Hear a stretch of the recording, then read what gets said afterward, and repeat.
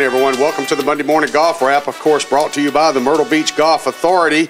I'm George Honeycutt, and with me, as always, the dapper and bright Hugh Royer III. Good morning, Georgie. I like your shirt this morning, Bubba. Thank you, sir. That's looking good. That'll go well with the camera, and I feel like I'm kind of underdressed, so congratulations.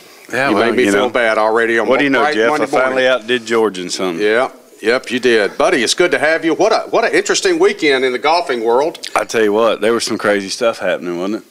Well, it was all the tournaments that were going on this weekend, freakish stuff going on, but my goodness.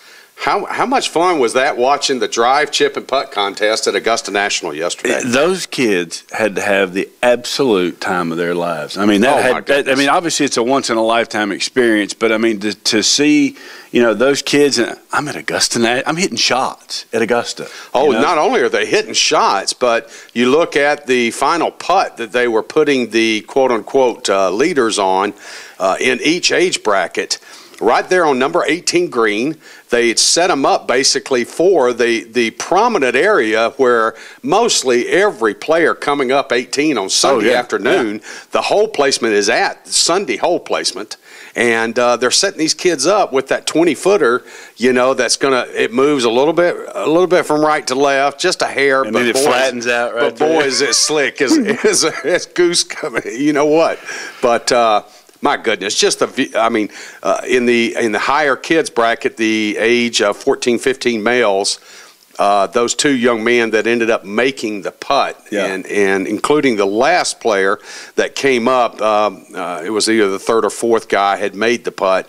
Everybody else had gone long, or even one guy went short. Bless his heart, he was dead in the cup. Oh, yeah. And then the last player in that age group, he goes and makes the putt. And, boy, you saw that fist pump, and he's just and it ends up winning. He ends up winning his age group. So how fantastic was that? Just wait till the kid gets back to school. And everybody's going to say, dude, did you see me? I was on TV. He gets a piece of crystal, handed to him by Mr. Billy Payne himself, the chairperson. Of course, Ted Bishop was there, and the RNA and also the PGA of America and the USGA president. But again, just these kids, the drive competition. See, that to me, that was the coolest, though. Because, I mean, you look down the first fairway, and they've got the, kind of the lines down the fairway line. And then you got the caddies just staggered all down, going right down that line, just to make sure what's where. And I mean, it was just done very, very well. Watching those 9-year-old male and female players. I mean, the female players out there at 170 to 210. Oh, I know. I mean, come on, 9 years old. You and I looked like we were in the group behind. Oh, man. Did you see the kid that hit cross-handed? Oh, yeah. Oh, yeah. I've seen that a bunch through the years. There's a lot of kids. And I tell you what, Josh Broadway still plays that way out on the web.com. And I mean, the guy hits it 9 miles. Yeah. But just the fact, if it had been me, 8, 9, 10 years old like that, my hands would have been so shaking I couldn't just put the ball on the tee. Dude, just standing there on that first tee. I mean, but the chipping contest, I was watching some of those young ladies that were chipping, and goodness gravy, I had old Coggin smothered and covered with me. And Smothered and Covered was sitting there, and we were just commenting. Every time that one of them chipped, we're going, look at their form. Look at the aggressiveness of the swing. Look at how they're keeping the club face open through impact. I mean, these kids are study of the game. They are knowing. I mean, my goodness, their talent level at that age is phenomenal. And the fact that they don't have nerves, that's even better. That just shows. Oh, they had nerves. You could tell it. Oh, yeah, but nothing like what you'd see with adults. I mean, you could see these kids. They just... When it boiled down to the putting, even the 3-footers and the ones that were missing, I mean, you just see that they were holding back the tears just so much. It was amazing. But again, Monday Morning Golf Wrap here on the GolfDirector.com, brought to you by the Myrtle Beach Golf Authority. Of course, Myrtle Beach Golf Authority is your #1 source for memorable golf packages throughout the Myrtle Beach area. So it's just not North Myrtle Beach, South Myrtle Beach, throughout the Myrtle Beach area, with access to over 100 golf courses and, of course, 300 rental units. The Myrtle Beach Golf Authority is going to be able to customize a golf trip for you. You be sure to contact Kathy Ziegler or Karen Gilman, either one, or just give them a call at 888-272 602-7263. And, of course, you can access them on the internet at myrtle-beachgolf.com. That's myrtle-beachgolf.com. I'll spit that out in a minute here. You'll get it. But it was a busy, busy weekend. And, of course, as we touted last Thursday, first off, I got to give you an update on the Saturday golf group real quick, as we do every Monday. This week, took the Saturday golf group out to Eagles Nest Golf Course, golf club there in Little River, Eagles Nest. Yep.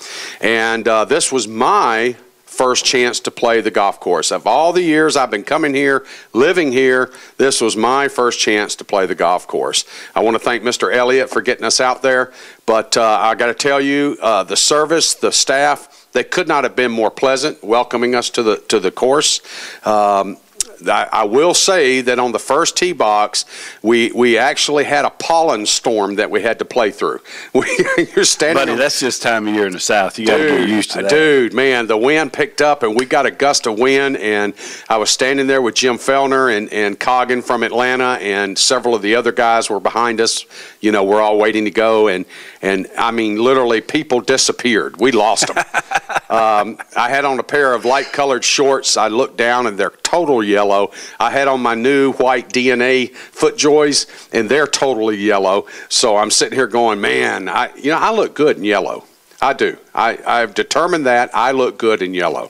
So I think that's my new color. That's a good thing. But we went to dinner the other night, not to just get off subject, went to dinner with some friends the other night, and they've lived here their whole lives, born and raised here. And then they were telling us about the time the pollen came out and this and that, and they had a snowstorm. Yeah. And the snow was yellow.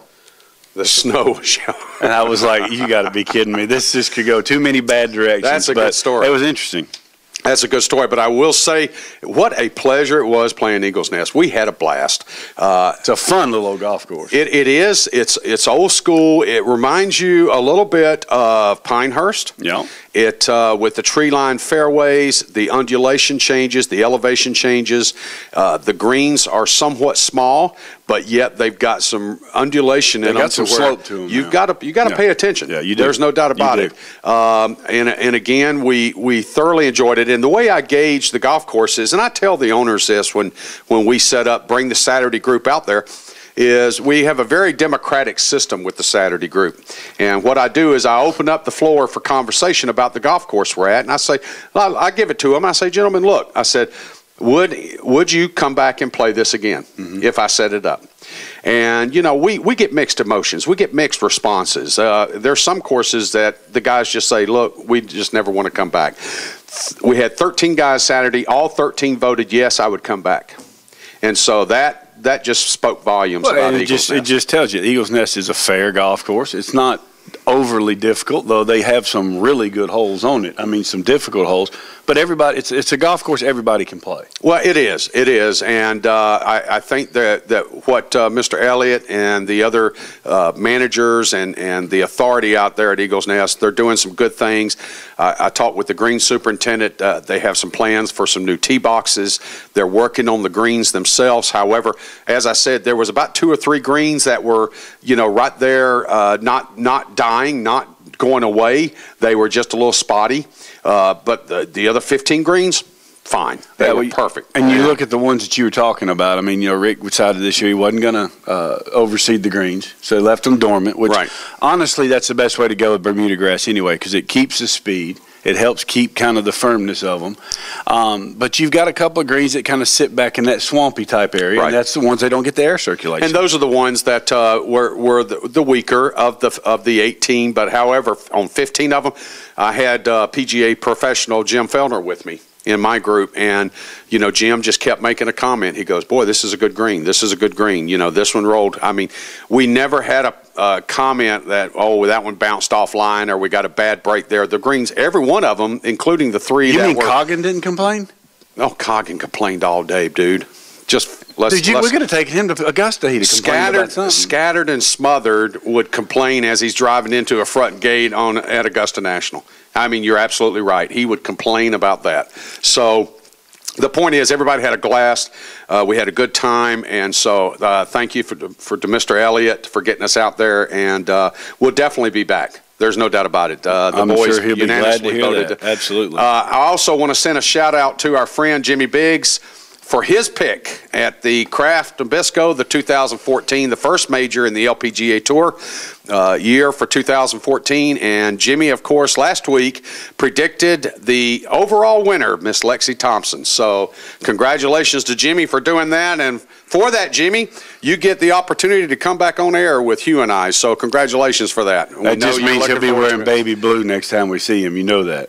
She had on the baby blue yesterday, and all that. Yeah. So, Jimmy, he'll come in here with his loudmouth baby blue stuff She on. even had the color-coordinated glove on. And the driver. Yeah, the driver, the bag, the whole bag. Yeah. So she was looking good. No wonder and Jimmy she looked picked good, her. And she looked good wet, too. I'm not going there, George. Well, they gave her the robe, the official robe. Yeah. So congratulations. You know what? Yesterday it was a lot of fun watching that entire round. First, for a couple of reasons. One of which is she had a playing opponent with her in the twosome, the final group, who I don't exactly support or follow or encourage along.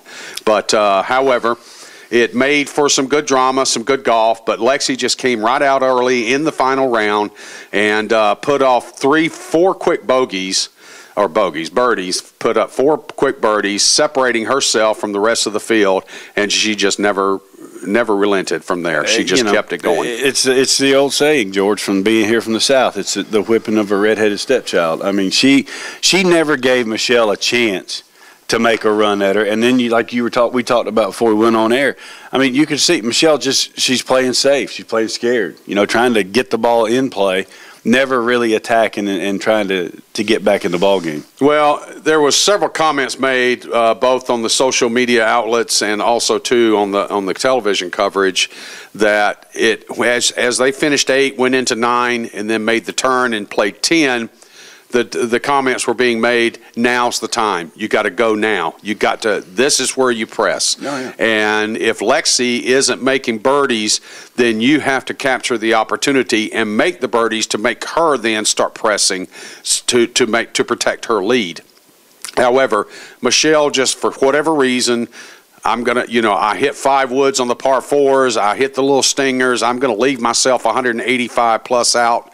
I'm not going to press this. I'm just going to stay with my game because it got me into the last group. Well, and that got you second place. So congratulations. Yeah, I mean, and I understand sticking with a game plan and having the idea of where you want to go. It just there comes a point where you have to start pushing the envelope if you want to try to win. I mean, it's just that simple. Well, it is. But Lexi Thompson, of course, goes out on the last round, folks, of a major championship, the first major of the year. And let's keep in mind, everyone, Lexi Thompson is 19 years, 1 month old. This lady has done so much. This is her 4th win on the LPGA Tour, her first major win, but she's only 19 years old. How phenomenal is that? Unbelievable. The maturity level, the golf swing, the capability of being able to go out. She shoots 68 in the final round. And how many other 19-year-olds across this world do we know that could go out and shoot 68 in a major championship on the final day? Knowing how much pressure's coming down the stretch at that golf course. So, her statement of going out at the front 7 holes and posting those 4 birdies, it was pretty much, it was kind of funny because you watched the coverage and they were going, well, it's over with. It's over with. It's over with. And then all of a sudden, Michelle is not falling away per se. She ends up with a 71 for the day, but that, of course, that includes a couple of bogeys on the back where she just made some poor putts. She just wasn't getting aggressive with the putter at all. And, of course, she's leaving herself so far back on her approach shot, Hugh, that, she's leaving herself 50-footers for birdie. Well, I mean, you just can't be doing that. You can't. And then, George, think that golf course, too, now, those greens are firm and they're very, very quick. Yeah. I mean, you're back there 185 yards. I don't care if she's hitting 6-7 iron to the green.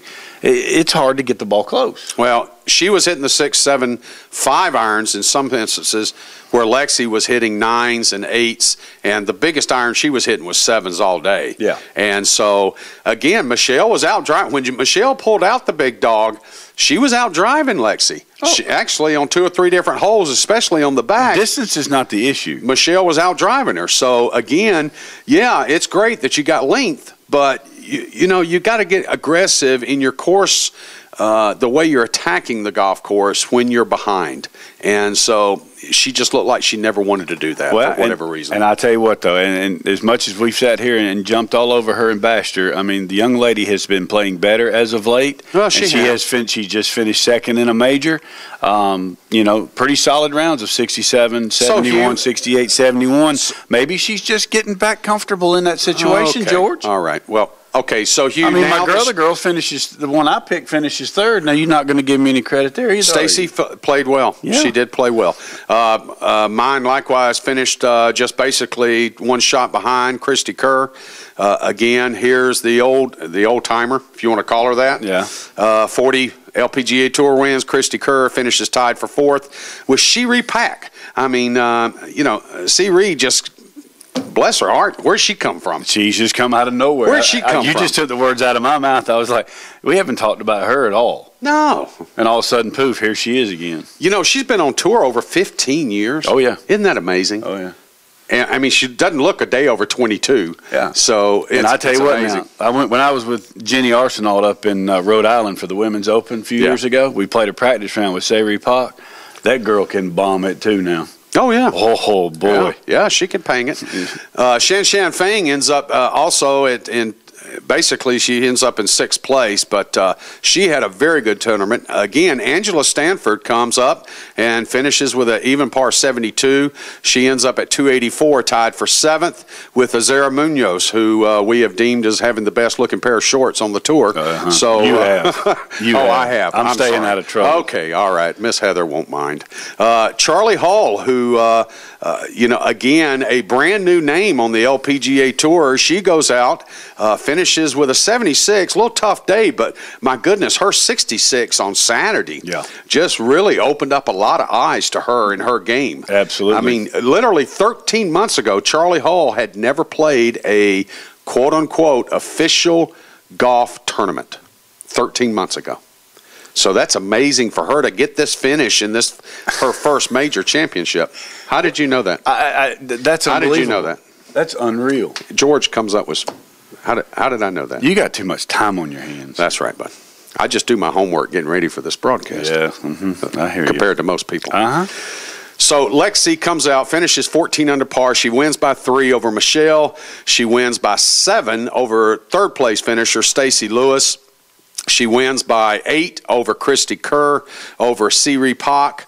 Shan Shan Feng, she wins by 9. So you can see here, folks, the devastation. I mean, basically, Lexi just went out from day one. She posted a 73 on the first round, but her second round on Friday was a 64. So that's where the separation, that's where the rubber met the road right there. You go out and shoot that. That's game on. Yeah, you go out and shoot 64. That's, in every mundane week tournament, that's like going out and shooting 60, 61. And again, you're talking about a golf course that is not very wide open. It's very tight. The greens are not very big, and they're firm and very quick. Yeah, so they didn't penalize them this year. Yeah, they didn't penalize them. Of course, they're playing the Dinah Shore tournament course out at Rancho Mirage. Of course, they've been there for 45 years now, Hugh. Yeah. It's been 45 years, and which is phenomenal that, that golf course hasn't changed in 43 years. No. So it's amazing that and they didn't really penalize them with the rough. No, they never didn't do, really. But then again, too, they realized that the greens were getting firmer and firmer and firmer, so they couldn't really put them in deep rough and then expect them to be able to hold the greens with their approach shots. Oh, yeah, it would have been a fiasco. It would have. I mean, it would have, because, those greens themselves out there, just for the members when they play year-round, they're rolling 12, 13. But it was thick enough, Hugh, I think the rough out at Rancho Mirage at the Mission Hills course there, it's going to be somewhat similar, not in grass type, but in thickness and in height to what they're going to see at Pinehurst for the U.S. Women's Open. So possibly it was more ryegrass out there this time I didn't of say year. the same type. Yeah. But yeah, it could be. I think at the Open up at Pinehurst, it's going to be your gnarly Bermuda. Yeah. So it's going like I said, different grasses. There's going to be a lot of chip the outs. height and the things of that sort is be similar to what they saw there. What they will not see is, yes, the greens were firm, and yes, they were somewhat quick, I don't think they really sped them up as fast as they could have. Oh, yeah. I think they kept them a little slower. Okay, just my opinion. But they will not be anywhere as firm nor as fast as they will see at Pinehurst number 2. And again, that's all. It's all due to weather getting into the Open Championships. But yeah, I think at Pinehurst there's going to be a lot of laying up and wedge shots and 9-iron greens for third shots. And then there are going to be a lot of queer looks on their face when they do hit literally 4 or 5 feet short of a pin at Pinehurst, and then all of a sudden they are chipping back onto the green because of the crowned surfaces and all those greens at number 2 at Pinehurst. So, yeah, they were whining about Miss Gretzky on the cover of Golf Digest. Wait till they get done at the Open with the golf course and the way it's going to handle them.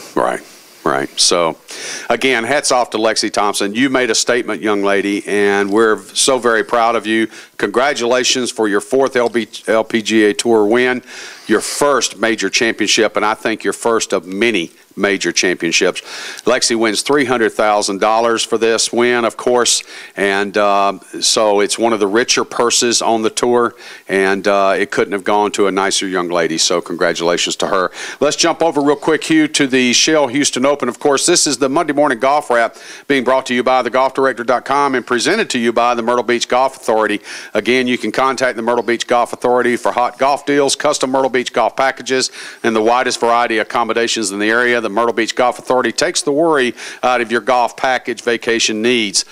Contact them at 888-272-7263 or myrtle-beachgolf.com. Let's jump over to Houston. Everybody was watching Houston because supposedly Houston out at Humble, Texas is going to get the course ready, greens-wise, speed-wise, slope-wise. All the aprons, the collars were supposed to be cut and trimmed and shaved, however you want to refer to it, whatever word you want to use, comparison to Augusta to get the boys ready. And we saw basically Matt Kuchar take this tournament from Friday into Saturday and pretty much say, okay, I got it in my back pocket. Now y'all come chase this bumblebee around and see if you can catch me. Well, they got him with the fly swatter. Yeah, exactly. After he hit it in the water on 18, he made a heck of a up and down just to be able to get into a playoff. I mean, this golf tournament was his to lose, and he did. Well, you know what? One thing that maybe only I would recognize, but again, hats off to Matt for what he said that was picked up by the microphones when he did tug that hybrid from the fairway on 18. And if it had been anybody else, maybe of a marquee name, you would have heard the F-bomb and you'd have heard some other words being used. Matty just, in his way, oh, come on, Matty. How terrible is that? Come on, Matty. He's just, he's a good boy. He's a good boy. Yeah, he is. He is. So Matt Kuchar has this thing wrapped up. At one point in time, folks, between the front 9 on yesterday, even going into hole 12 and 13, Matt Kuchar had as much as a 5-shot lead in this event. Yeah. And then ends up, of course, he throws it into the big ball washer on 18. And his caddy didn't have a towel big enough to get it dry. He ends up in a playoff. And they go out into the playoff, and lo and behold, this young man birdies 18 during regulation play, which is hard enough to begin with. And makes a 46-footer for that one. Yeah, but then he turns around and birdies 18 again in the first playoff hole with a chip in from 100 feet. What was it, 120 feet? It was a long way. Yeah, so it was a back-to-back birdies on 18, which, in just that one discussion, if you were to, as an amateur player, you could tout that for a long time by playing out there a couple of days and say, I birdied 18 both days. Oh, yeah, absolutely. But for this dude to do it in the final hole of regulation play and then to do it in the first hole of the playoff, Matt Jones from Australia ends up winning this event with a smooth little 66 on Sunday. 66 on Sunday. Can I say that again? 66 on Sunday. As we said growing up, Phillips. Yeah, Phillips 66. That's it. Route 66. There you go, babe. Matt Jones ends up winning his first PGA Tour event, and guess what? He is the last invitee to Augusta National. What we talked about the other day. There could be someone getting the last ticket. and there could be, well, there's not another one. It's just everybody go.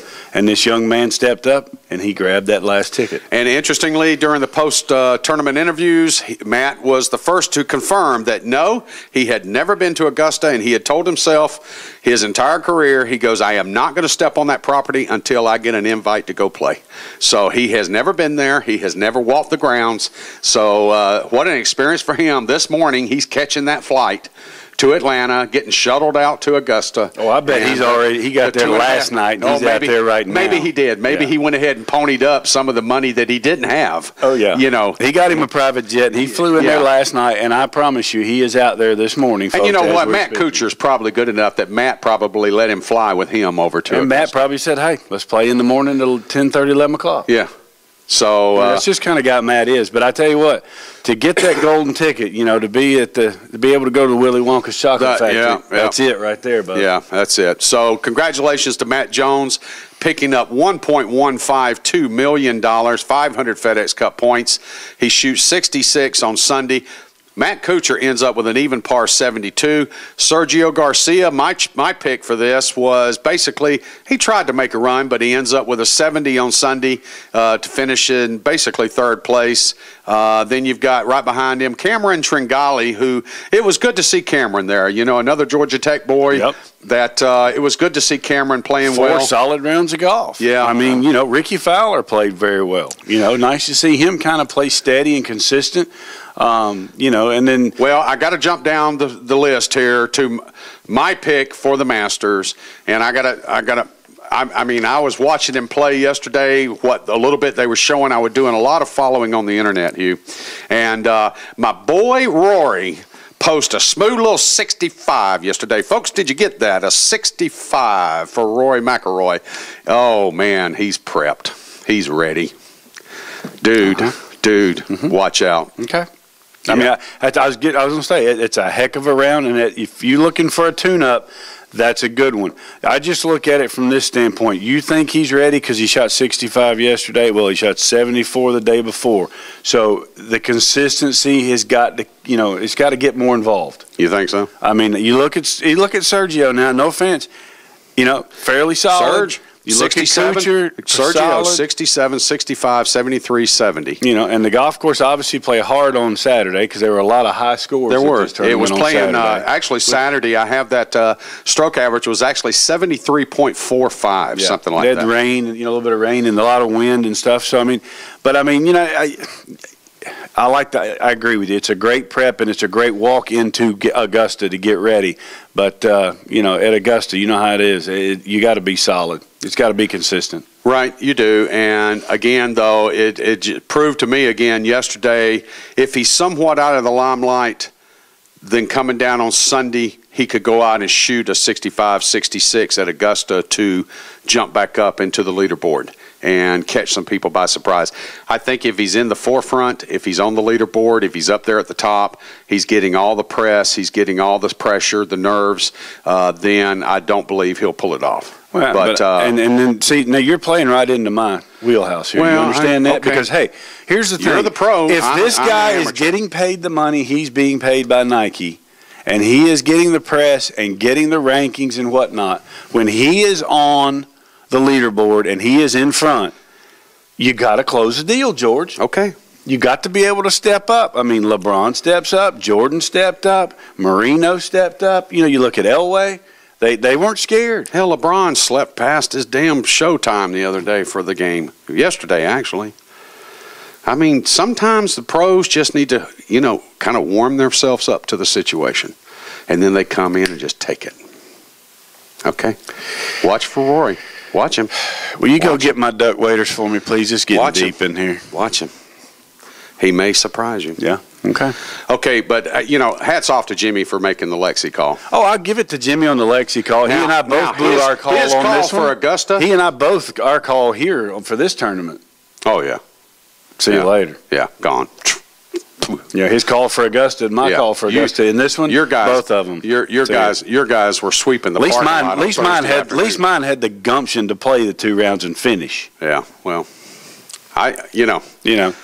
It's going to be interesting to see. You know, I was listening to another golf media outlet today, and DJ this and DJ that, and we think he's got the length. And no. Come on, dude. You know, about the closest thing he's going to do is shoot the weather temperature. That's about it. So, okay, moving on. Monday, here we go. Monday morning golf wrap. This week, of course, is the Masters. We've all been waiting for it. We've all been talking about it. We've all been looking forward to it. This is the Holy Week in golf, as you want to refer to it. I refer to it at least as that. So everybody is there. Today, the golf course is already jam-packed full. They are out following practice rounds. They're out watching the guys get warmed up, getting the nerves down. They are all wondering who's going to wear what on Thursday. That's Jimmy's big concern is who's going to wear what. Yeah. So Jimmy even preps his clothes for each day of viewing it on TV. So that's, you know, he is Mr. GQ. I guess I just better get GQ to come by my house and let me pick my clothes out for when. Dude, he would burn your closet. He would burn it. I guarantee you. He would burn it. But that's another story, and I love you for it. Okay, moving on. Thanks for everybody for joining us today on the Monday Morning Golf Wrap, of course, brought to you by the Myrtle Beach Golf Authority. Real big exciting announcement we made last week. Hugh, you and I will be at Wild Wing Cafe at Barefoot Landing. Oh, dude, man, I thought you turned that thing off. I did. Good job. Hugh and I will be at Wild Wing Cafe starting this Thursday, the first day of the Augusta Masters, and we will be there from 4 o'clock to 6 p.m. on Thursday and Friday, 4 o'clock to 7 p.m. or later on Sunday, depending on how the tournament goes, and we'll be there broadcasting live each day, of course, Hugh and I, and we'll have a lot of special guests coming by, so be sure to come by the Wild Wing Cafe at Barefoot Landing if you're in the area, and of course, that's being sponsored by them, and we have another sponsor too, National Golf Management. Yes, we do, and there's going to be a lot of interaction, folks, so come by and have a good time. We're going to be doing some cutting up, watching some golf. We're going to be I think amazed. we're going to give some stuff away. I think we are. I think we've got a few giveaways and a few prizes for people to try to win. So, you know, come by and see us. Have some wings, maybe have a beverage or two. Get Hugh's handicap. Get his autograph. My handicap, yeah. My handicap is right here next to me. Right here, and you can get his autograph. Yeah, so there you go. Thanks for Hugh Roy III, George Honeycutt. Thanks for joining us today on Monday Morning Golf Wrap, and we look forward to seeing you later in the week.